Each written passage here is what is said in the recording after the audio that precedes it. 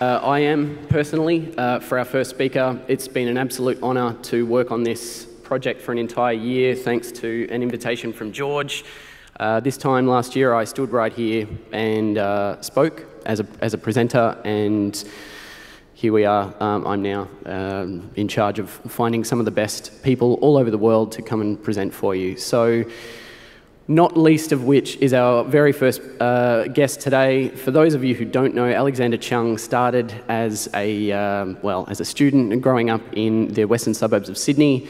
He has since gone on to some phenomenal feats and connections, and he is currently killing it, having left firstly Big Spaceship in New York, and then onto I think one of the premier digital strategy agencies in the world, Undercurrent. He's now since back here, working in Australia again. He's co-authoring a book with the global CMO of one of the largest food and beverage companies on the planet, and I'm going to get out of the way because this man knows exactly what he's doing. Would you please welcome Alexander Chung? Thank you guys for coming out today. I know it's Valentine's Day. Technology is romantic for some people.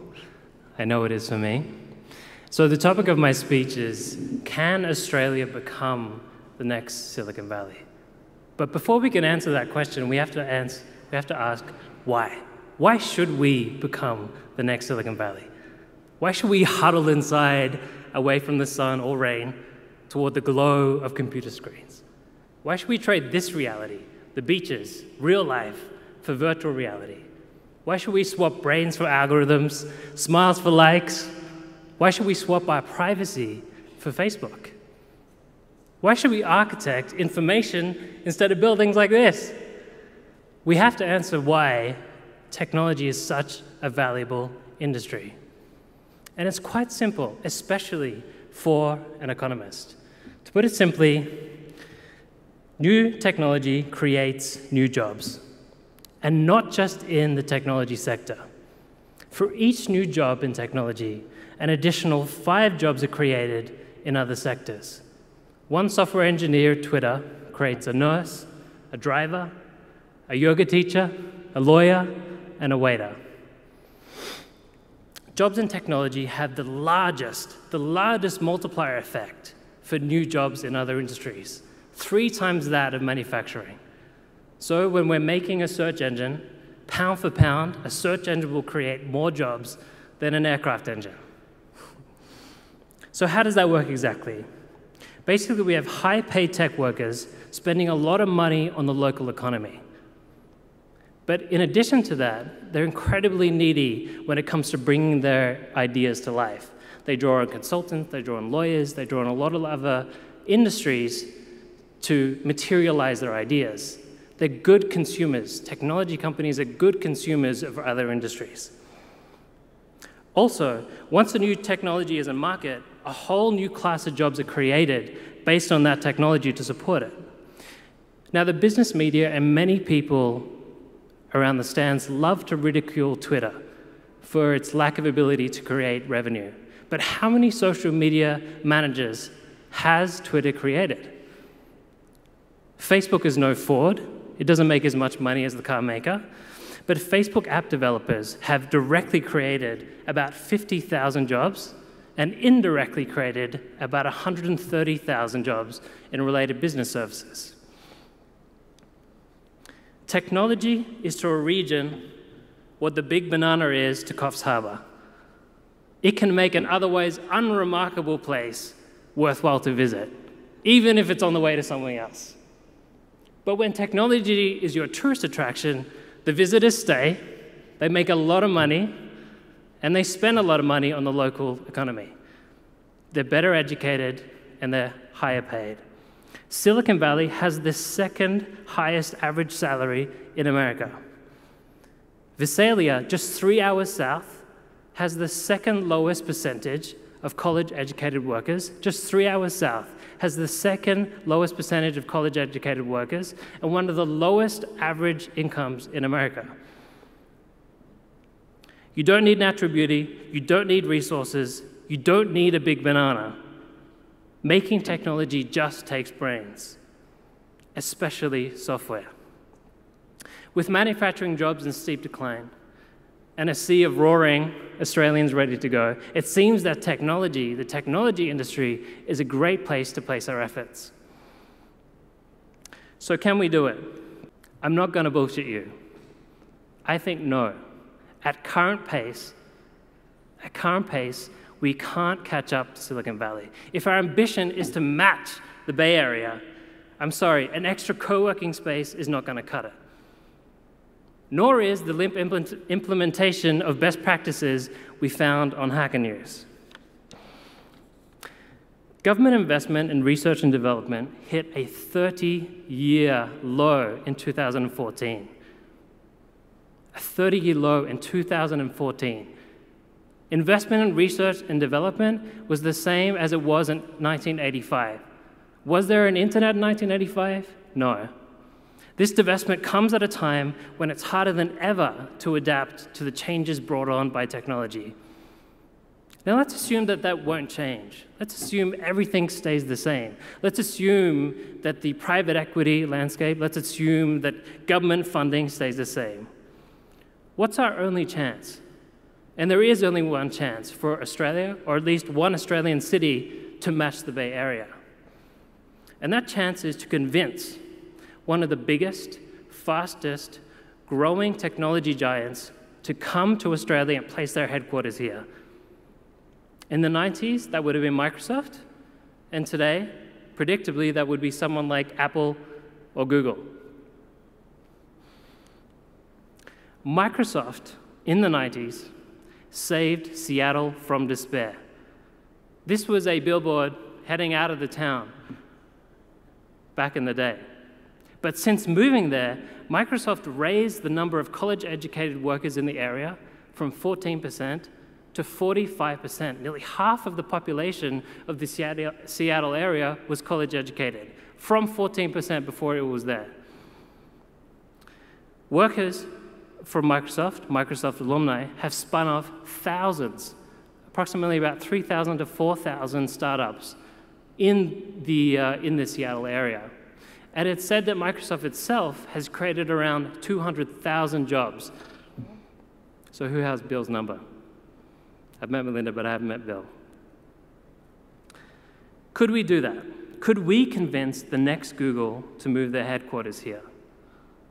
Maybe. What would it take? Although we share Bermuda's beach haven, we don't have their tax haven. So tax mitigation as a corporate incentive is not going to work in a country like Australia.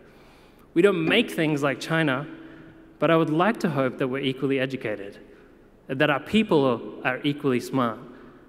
So I think talent would be the most attractive resource that Australia would have to something like an Apple or a Google. Google are gluttons for two things. They're gluttons for your personal information, and they're gluttons for technical talent. Equally gluttonous on both accounts. Programmers, data scientists, designers, UX people, product managers, they'll pay you like an MBA star just to retain you. They'll offer to buy your company as a signing bonus, and they'll serve you gourmet food just so you won't leave the campus.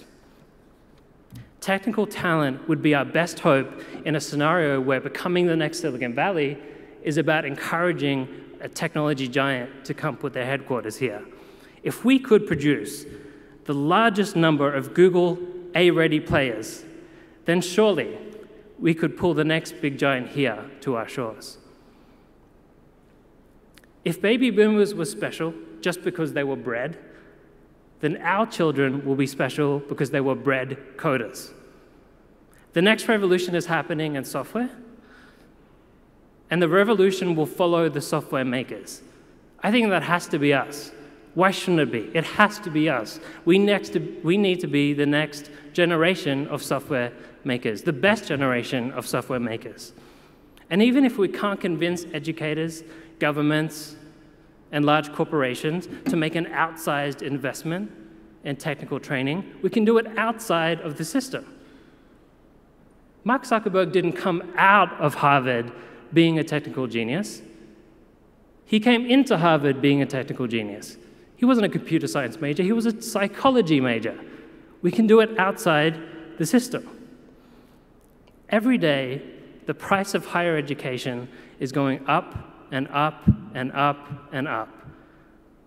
Every day, the value of education, higher education in particular, is going down and down and down and down.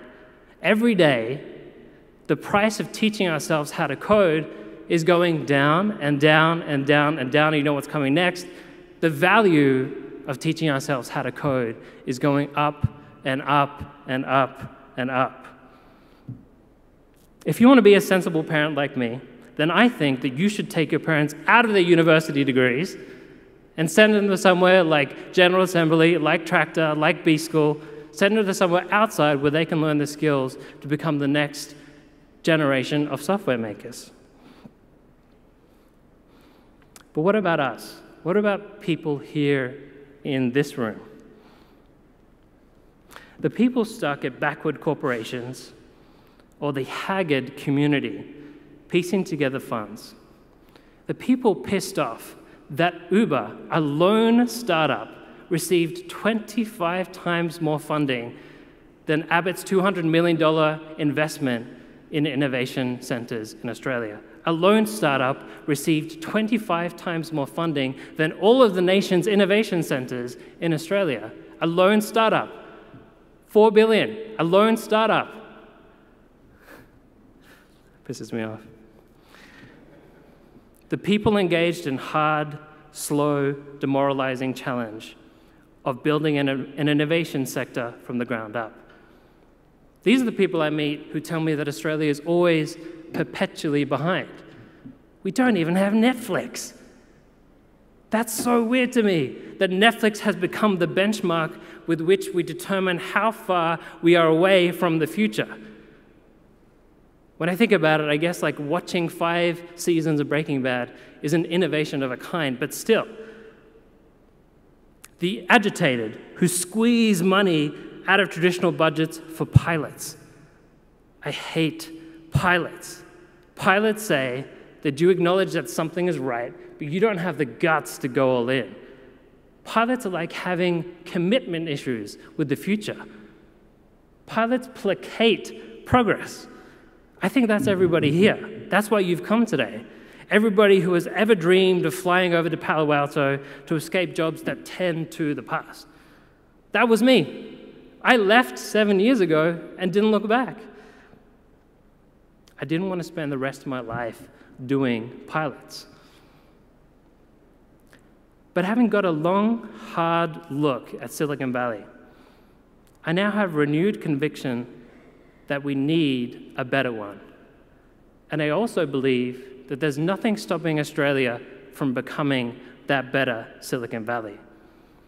We can build a Silicon Valley in honor of its mistakes, in honor of its blind spots. The next Silicon Valley that's anything but the current one. We could do that. If the Santa Clara Valley can go from growing apricots and walnuts to making chips and software, then we can do exactly the same thing. There's 2 questions that I keep getting asked about Australia, and they're 2 questions that I hate. The first is, what excites you about Australia? I don't want to applaud the Australia that was left to us by our parents. I want to improve it. I love my parents. But this is the generation that took 20 years to dismantle the White Australia policy.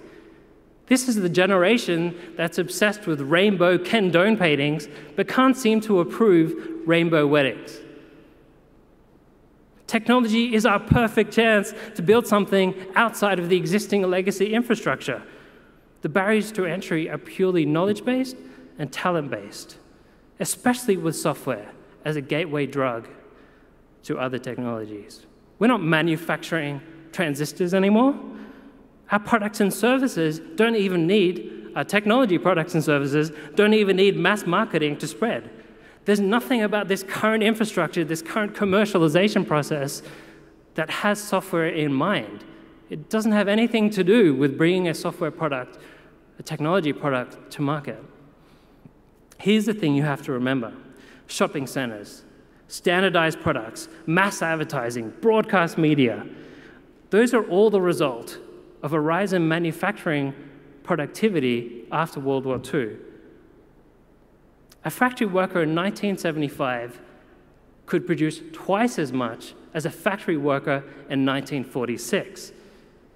So this legacy economic infrastructure that we have that was built during the baby boomer generation is just there to ship large amounts of standardized products. In technology, our products are infinitely customizable. And they're often intangible, and they're distributed not through trucks, not through billboards, but they're distributed through likes and shares. This is our blank sheet to do things differently. The second question I get in the subtext of this speech is, what exciting things do you see happening in America? Another question I hate, and you should too. We need to declare our independence and stop looking for a template from outside markets, especially California.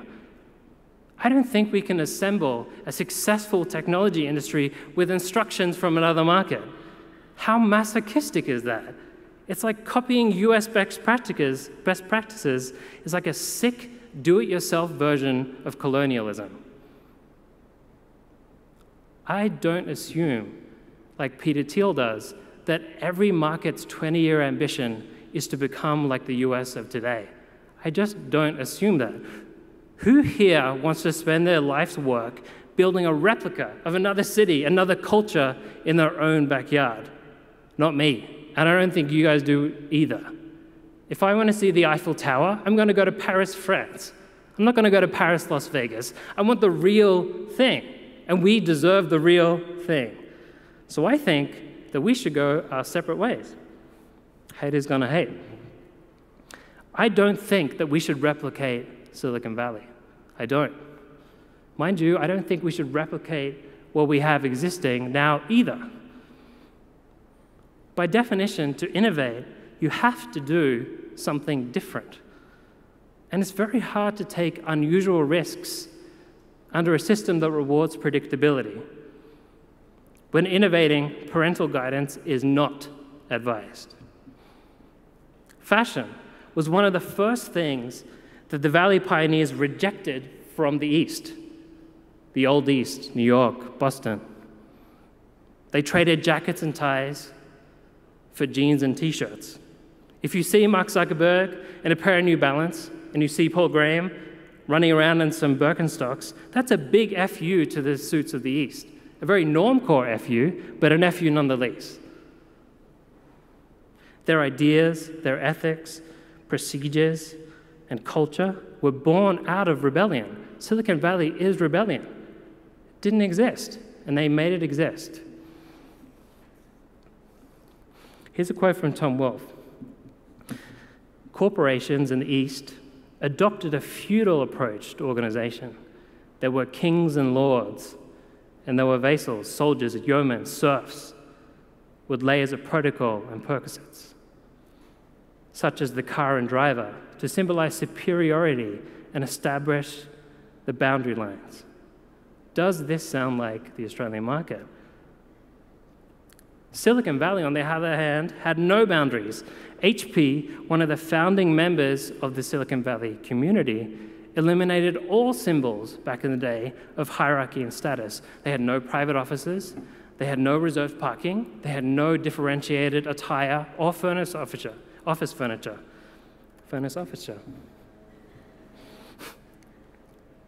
So I think it's our turn to rebel. It's our turn to be unlike.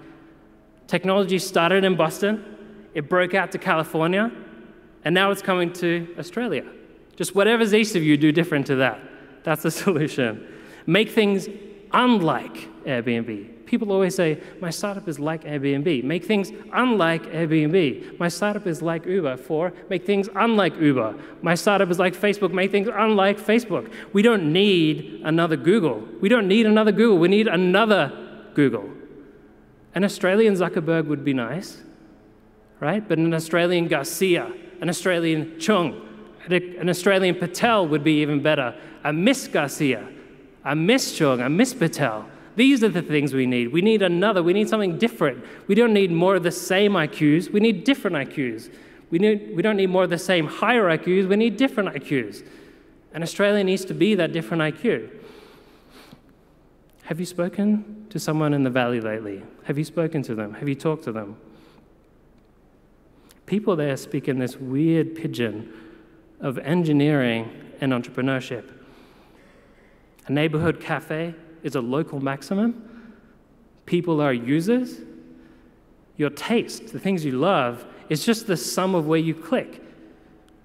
They see the world abstracted from its smells and emotions as a system to be optimized. So it didn't surprise me when this video went viral last year. Let's see if this works. He's not here yet. Yo, you don't understand. You don't understand. It's not about booking the field. It doesn't matter. This field has never been booked. You don't understand. This field has never been booked. The last 3 years. How long have you been in the neighborhood, bro? How long have you been in the neighborhood? Over a year. Oh my God. Oh my God.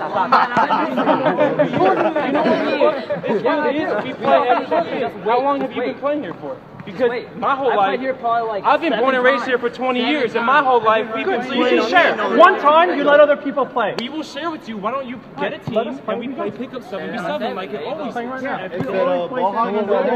All that we understand. There is no permit. It does not matter if there's a piece of paper. Why don't we all just play? I would love to play 7-on-7. Let's do that. Then let's play. Then let's play. You got a team. We got a team. Let's play 7v7. That's how it is. 7-on-7. Wait your turn. And wait your turn. Oh, you fucking We got till 10. Are you recording an argument right now? Yeah. Why? Is there a problem? Like, for real? Is there a problem? Yeah. No. I don't think there's no problem with recording. No problem. No problem. No problem. So can we go read the sign again? I've got it right here. You can bring the costume if you want. That's a different story. Thank you. It's real. Look at the day. Oh, can I see it? Thanks, guys. We're gonna. Can I see it? I haven't seen it yet. Join us over here. See you. Thanks, guys. Get my seat. Yeah, come on over here, man. We're gonna start the game. Thank you. Show the kid the permit. Oh, why are you going over there? Start it, man. We're starting now. Started my ass.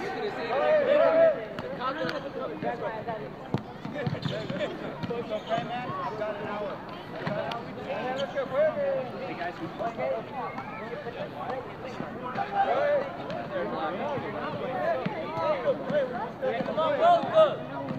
You guys gonna Go ahead and call the cops. I don't care.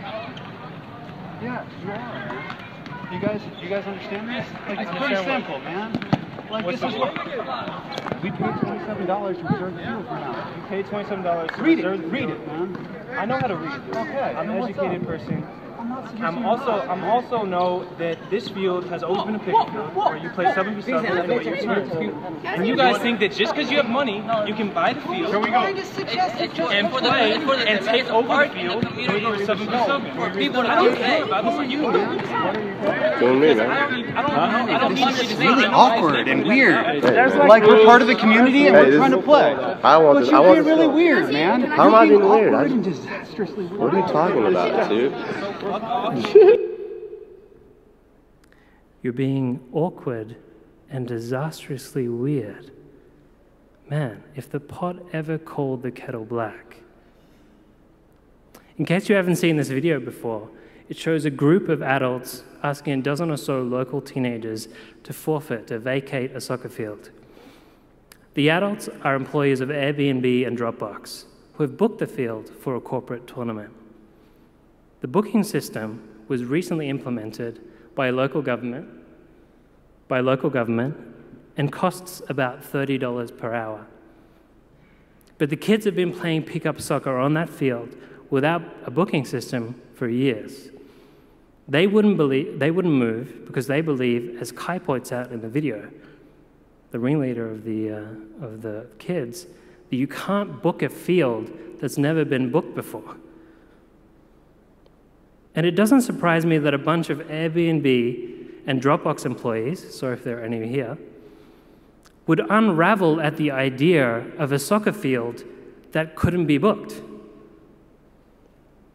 Okay, I'm just going to go ahead. You're going to have to look at me now. You're really going to have to look at me twice. So what is the world through their eyes? There you go. Steve Buscemi eyes instead. At Dropbox, there's an unlimited supply of space that comes from an infinite resource, the cloud. With the right plan, you can have as much of it as you want. It's your own secured, sectioned off private lot. You control who comes in and out. At Airbnb, a space is idle if it's unoccupied. It's not a public utility that's freely available. It's a resource that's traded on a marketplace. So if I thought like this, then yeah, I would shove my deed in your face as well. But who's making the world a better place in this scenario? If we're going to talk about innovation, we're going to throw those words around like revolutionary. Who's being the innovator in a scenario like this? Who's making the world a better place? Is it the person who's advocating and using and sticking to a booking system? Or is it the person advocating and using and sticking to pick up soccer? First of all, asking kids to leave a field assumes that they have somewhere else to go. Do they have a safe household to go back to? Is the soccer field a better home than home? Further investigation by BuzzFeed revealed that Kai, the leader of the kids, was a Mission District native and has been evicted from his home almost 3 times in recent years. San Francisco, with some of the largest disparities between the haves and the have-nots, could do with a thing like pickup soccer, right? A game that is designed to mix, not divide. A game where you don't need any membership fees or skill requirements. They could do with a thing like pickup soccer.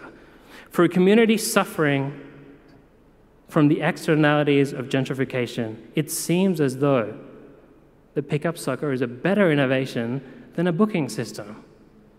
Booking systems aren't innovative. I think Australians, we would see pickup soccer where Silicon Valley sees a booking system. I think we would. I think Australia would solve inequality where Silicon Valley solved inefficiency. I think we would. And I think it's that this difference in ethos that will be the defining differentiator of a new Australian innovation and technology scene.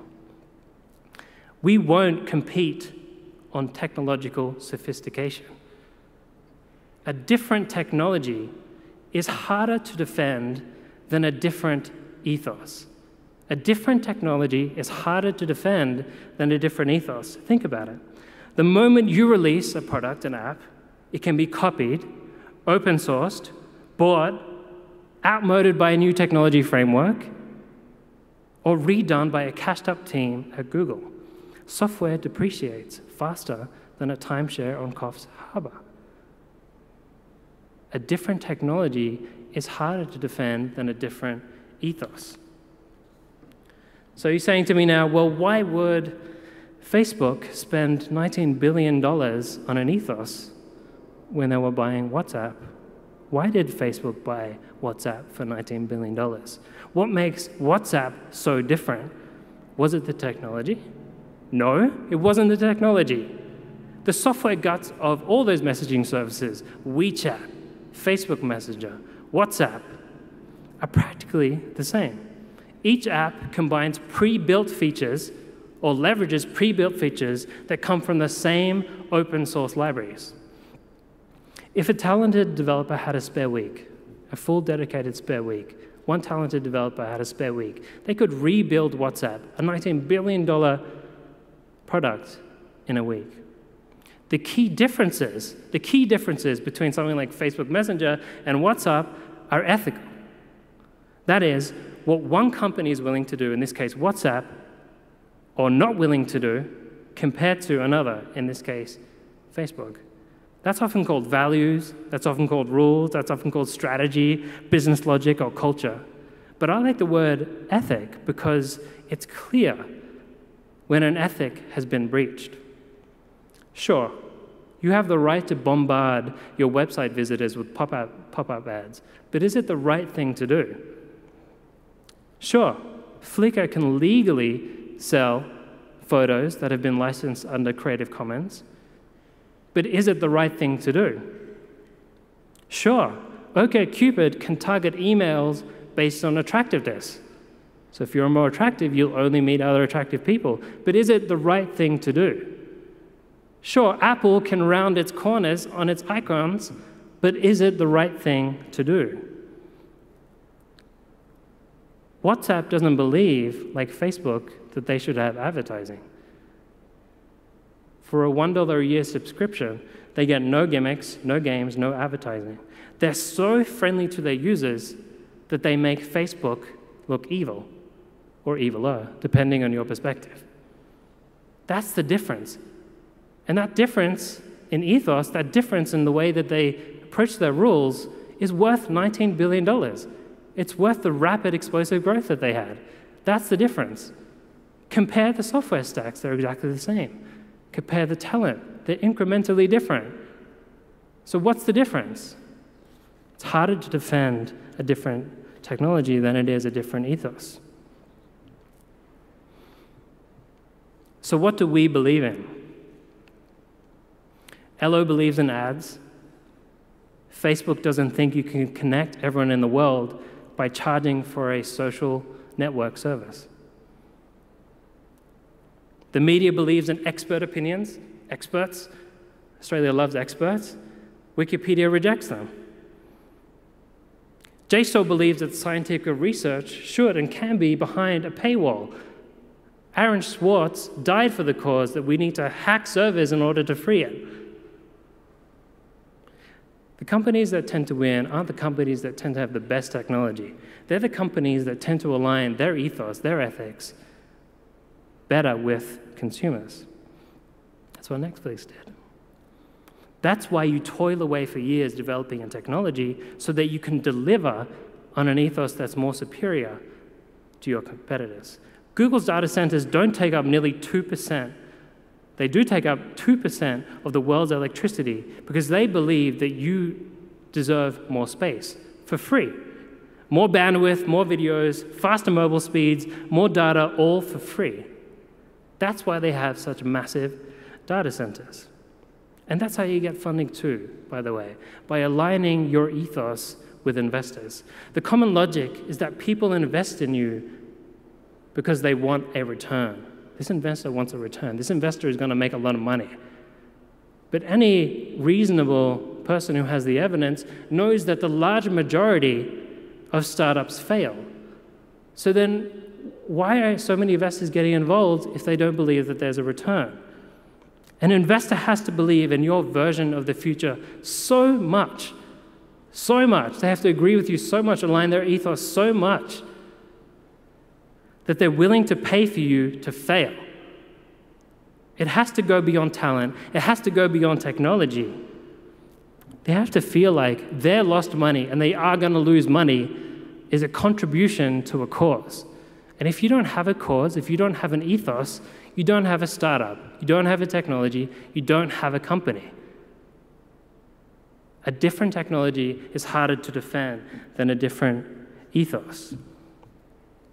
And when you have that different ethos and an investor agrees with you, you can score millions over burritos.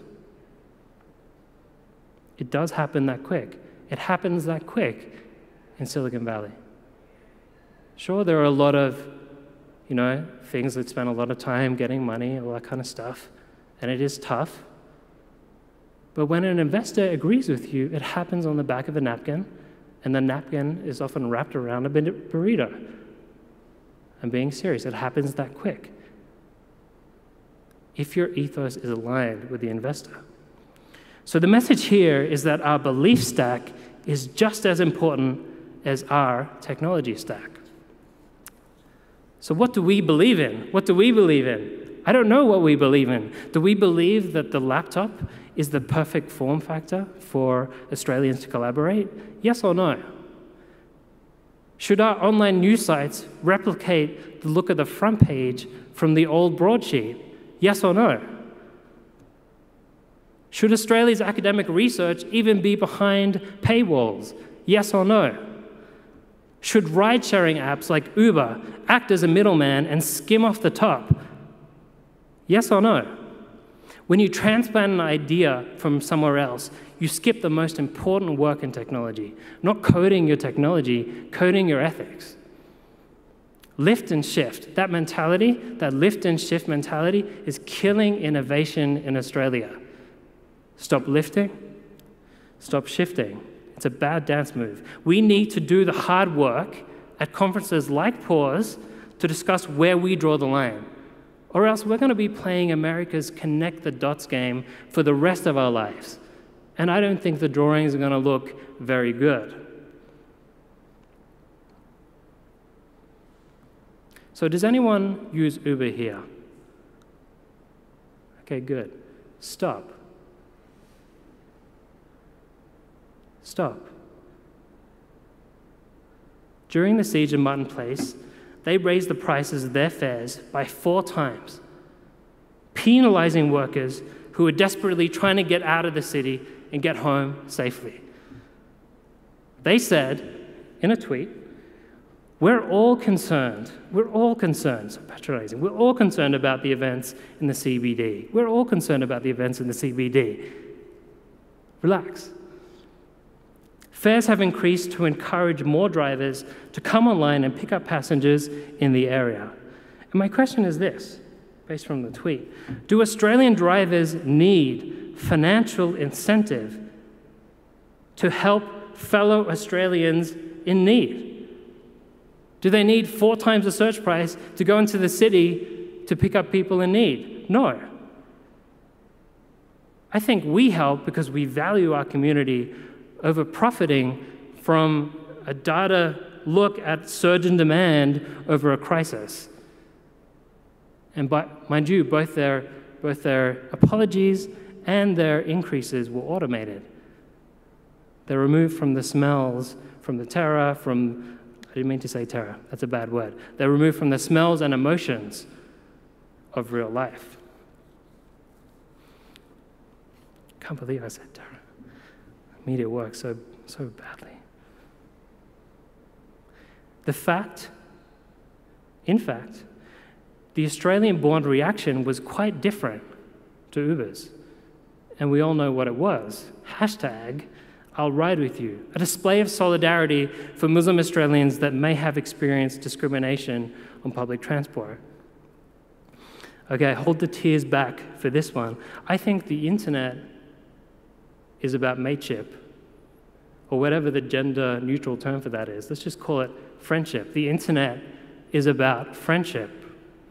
And that's really hard for Americans to stick to. If you're a libertarian capitalist, your self-worth is based on the idea that your growth is measured in explosions. It was explosive growth. And that your valuation is measured in the billions. Billions. Explosive growth, it was billions. I don't think we get our self-worth from the same place. We get our self-worth, in one perspective, from belonging and leaning on our instinct to cooperate. So what would it look like if we leaned in on that instinct? As just one example of what we believe in, I'm not saying it's true, but just one example, if we leaned in on our instinct to cooperate. We'd get our self-worth from belonging and leaning in on an instinct to cooperate. So what would it look like if a competitor had 10 likes on Instagram? You'd click.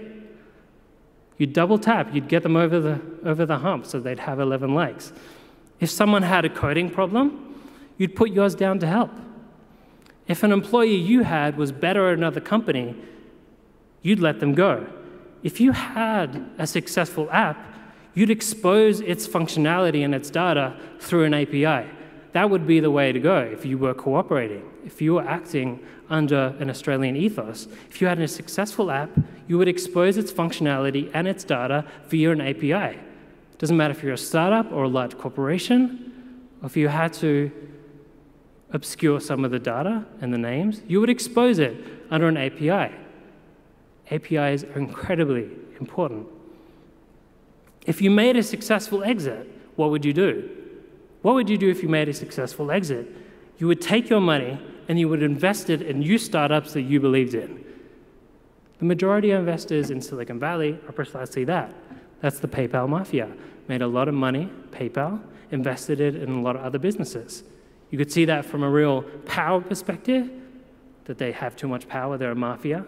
Or you could see that also, additionally, from a cooperative perspective, that they're not going to take their money and run it into a fund that's going to increase its gains over years and years. They're going to invest it back into other people that they believe in. That's what Silicon Valley was built on. That's how it came to be.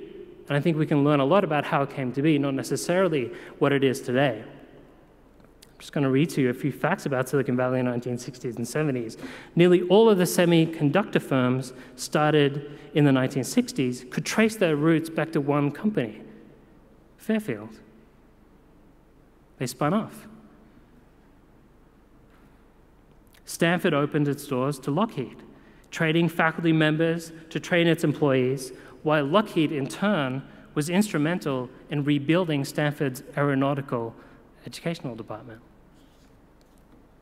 CEOs back in the day, and they still do now, readily share secrets with their competitors.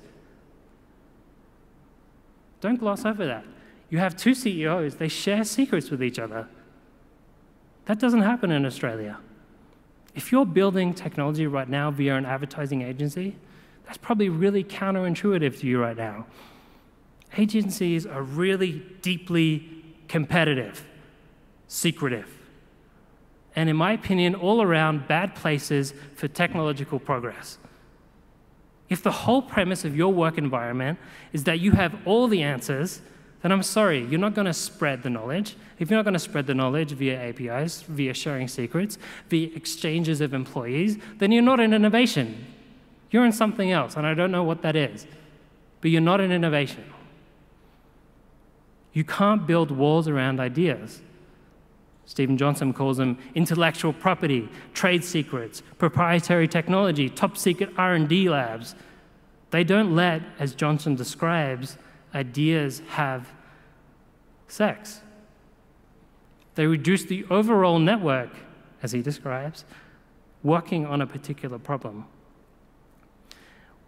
What you have to understand, this is a good thing about California, is that no one in Silicon Valley works for a particular company. They work for Silicon Valley. They don't work for a particular company. They work for Silicon Valley. They work for the community. Companies are like hot desks. You can change your job without changing your carpool. They work for Silicon Valley. They don't work for a particular company. It's another study based in the 80s that vendor and supply networks were famously coordinated compared to other places around the US. A study in the 1980s showed that Silicon Valley firms could prototype products 60% faster and ship them 40% faster than firms in other parts of the US. All through coordination, collaboration, cooperation. That's why you go to a place like Y Combinator. That's why things happen faster at Y Combinator. Collaboration, cooperation, and community. That's still the case today. It's just superior teamwork. In the 1970s, when Silicon Valley was given its name, 70% of the firms had fewer than 10 employees, and 85% of the firms had fewer than 100. Individually, the firms were quite small, but collectively, the network was massive.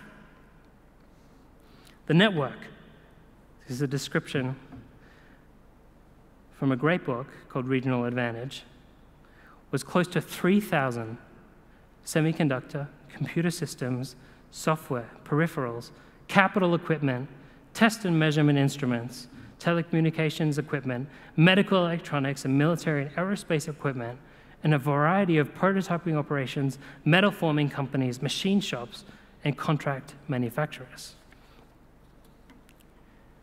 They built Silicon Valley on teamwork. It's just teamwork. And if we believe that mateship, or the gender-neutral alternative, friendship, is an Australian ethos, then I think we should abide by that as well. So can Australia become the next Silicon Valley? If we double down on our investment in technology training. If we change government attitudes towards R&D. If we could convince a large tech giant to set up their headquarters here. If we can avoid copying the California of present. If we could rebut the Australian status quo. If we can see more than just inefficiency and efficiency problems. If we can see the world for its smells and emotions. If we can develop a unique ethos, if we can cooperate, then yeah, I think we can. Thank you.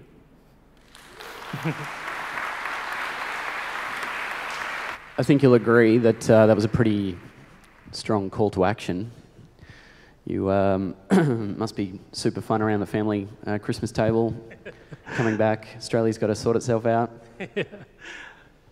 Well, as I said, I think sorting yourself out is better without parental guidance, so it's actually okay. And do it in other places. Well said.